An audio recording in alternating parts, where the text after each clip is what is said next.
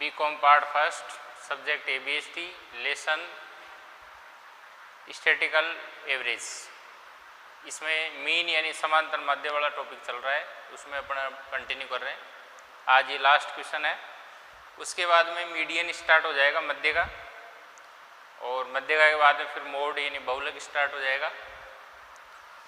Main topic 3 इस chapter में यही है, मीन यानी समांतर माध्य, मीडियन यानी मध्यिका, और मोड यानी बहुलक। इन 3 टॉपिक से एक 20 नंबर का क्वेश्चन हर साल आता है, बहुत इम्पोर्टेंट है।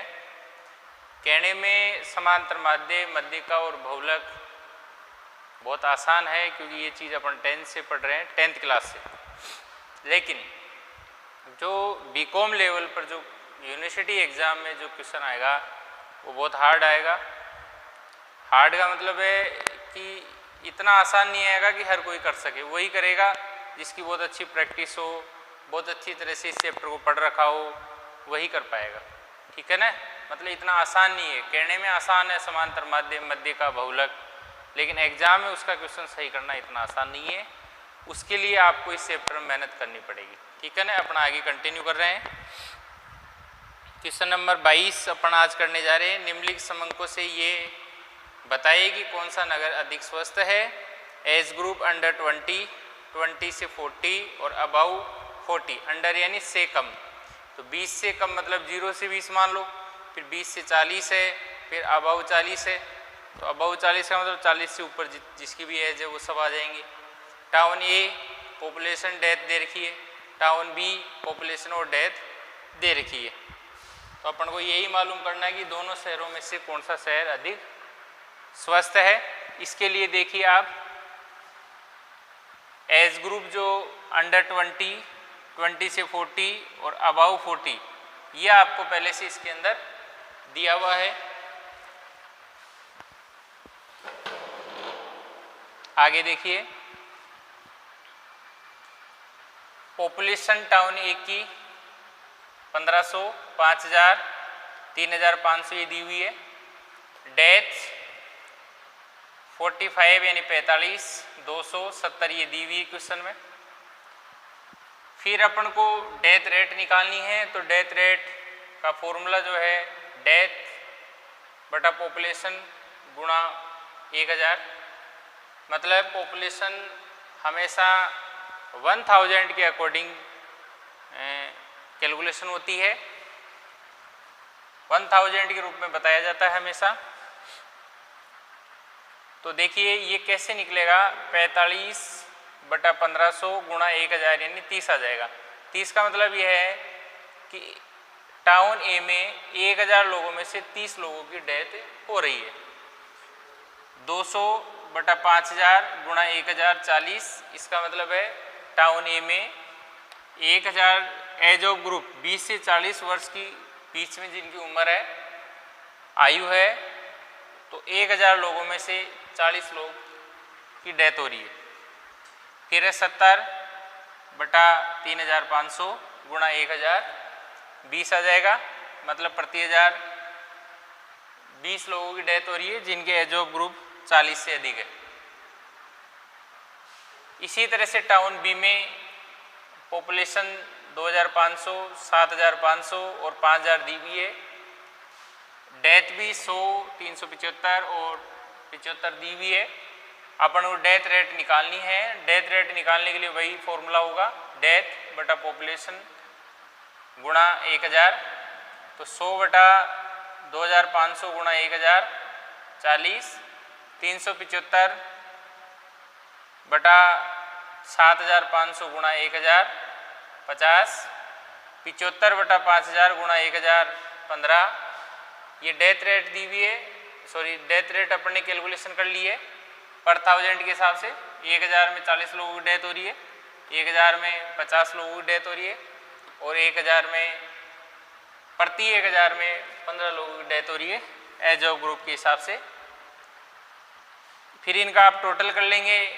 इसको अपन ने W1 नाम दे दिया पॉपुलेशन को, और डेथ रेट को X1 दे दिया, टाउन बी के पॉपुलेशन को W2, और टाउन बी की डेथ रेट को x2, मतलब इसको x1 दिया था, उसको x2, इसको W1, तो इसको W2। अब एक नॉर्मल डेथ रेट होती है, एक स्टैंडर्ड डेथ रेट होती है। अभी मैं बताऊंगा कि स्टैंडर्ड डेथ रेट अपन कब कैलकुलेशन करते हैं। फिलहाल नॉर्मल डेथ रेट अपन कैलकुलेशन कर रहे हैं, town A, town B. Death rate DR मतलब डॉक्टर नहीं है, DR का मतलब डेथ रेट। तो डेथ रेट किस तरह से निकाल रहे हैं पर 1000 के हिसाब से। अब देखिए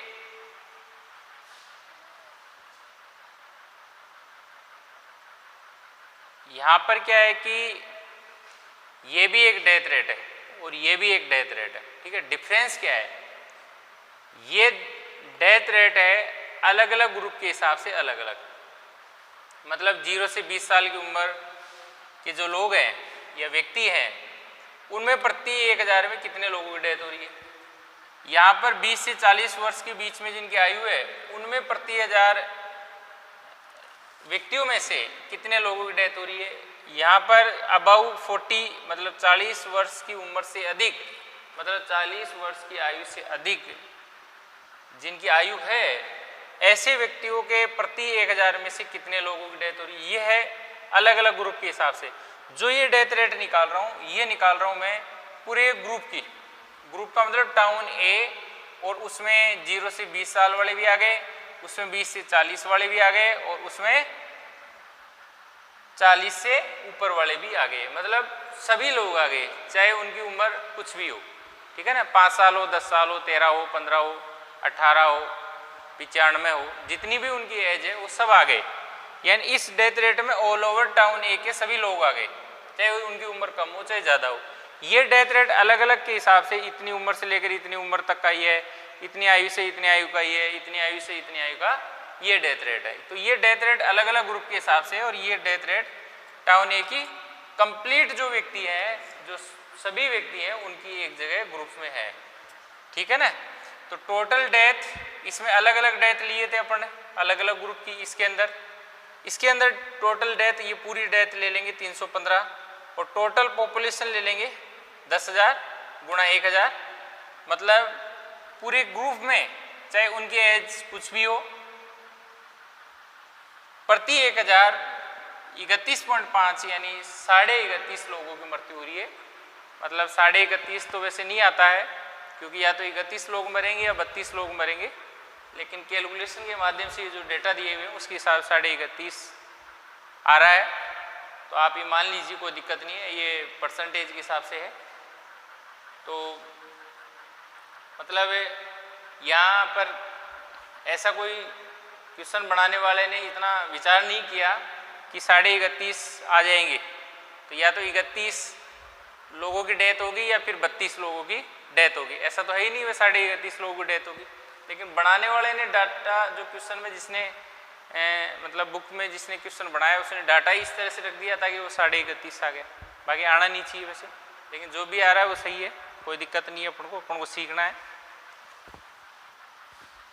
यहाँ देखिए कि 00 आप लगाएंगे, मतलब प्रति 1000 का, जब पर 100 हो, मतलब परसेंटेज जो होती है वो 100 के हिसाब से चलती है, लेकिन जो पॉपुलेशन वाला मामला है वो पर 1000 चलता है। इसलिए यहाँ पर ये 2 0 आएगी, क्योंकि ये पर 1000 है। 31.5 जो परसेंटेज है पर 1000 है। नेक्स्ट आप देखिए टाउन बी का,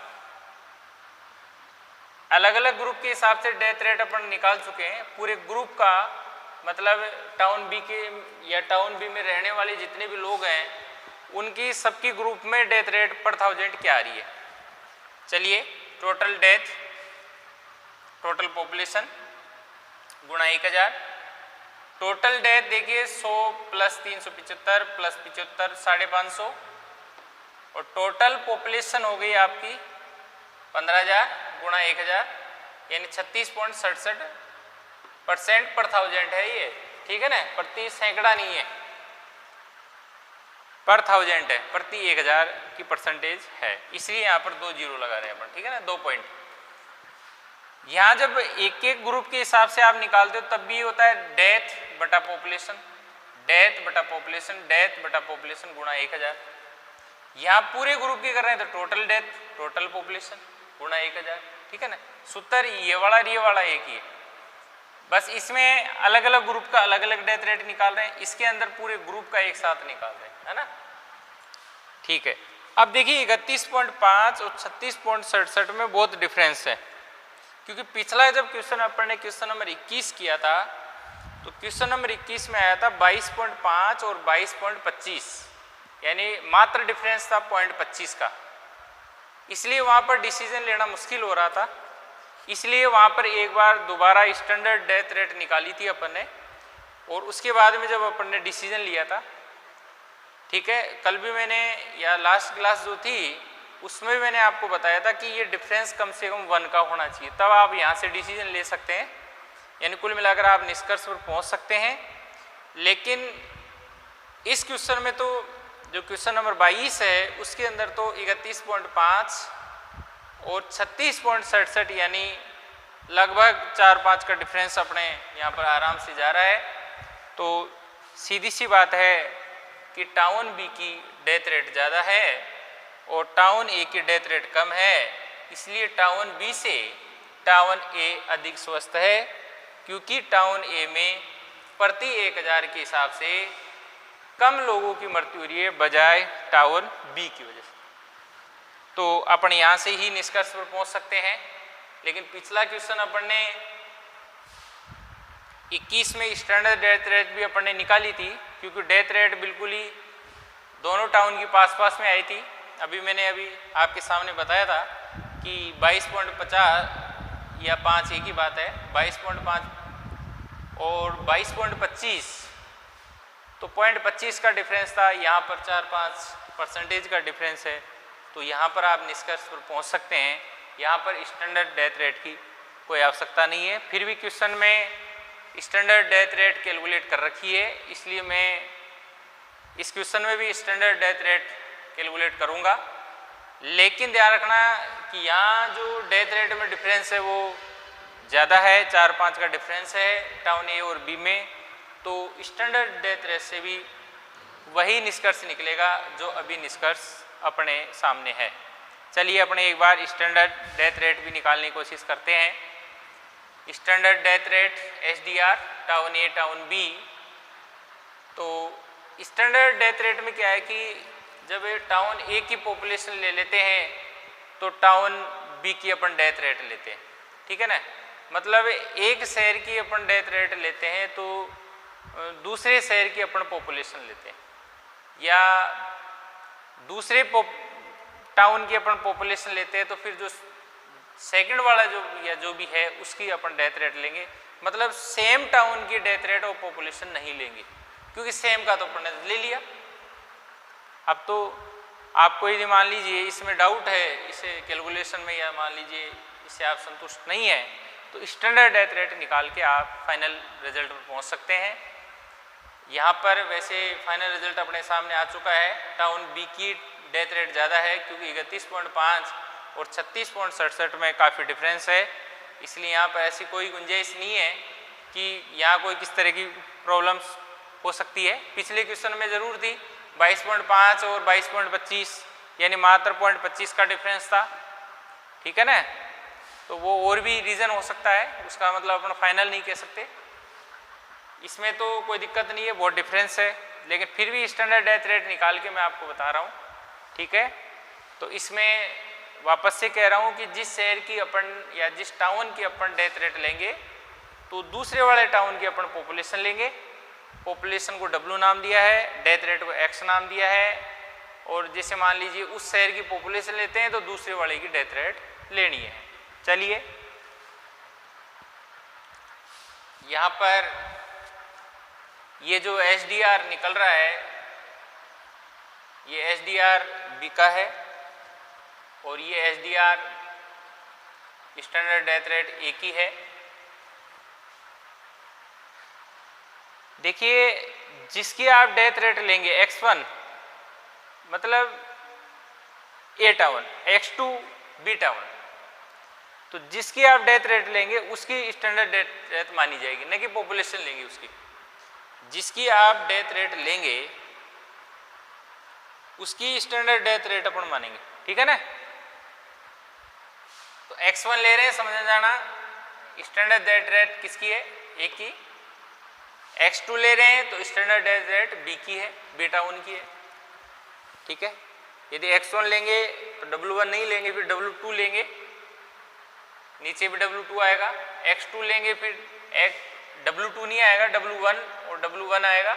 मतलब दूसरे वाले शहर की अपन दूसरा मतलब जैसे टाउन बी की डेथ रेट ले ली अपन ने x2, बी का मतलब x2 और ए का मतलब x1, तो x2 मतलब बी टाउन, तो बी टाउन की फिर वो नहीं लेंगे, मतलब W2 नहीं लेंगे, फिर W1 लेंगे, है ना। दूसरे यानी जो बी टाउन की यदि अपन डेथ रेट ले रहे हैं तो ए टाउन की अपन पॉपुलेशन लेंगे, ठीक है। इस तरह से ये फॉर्मूले अपने पास में कंप्लीट है। पिछले क्वेश्चन में भी अपन ने इस तरह से किया था।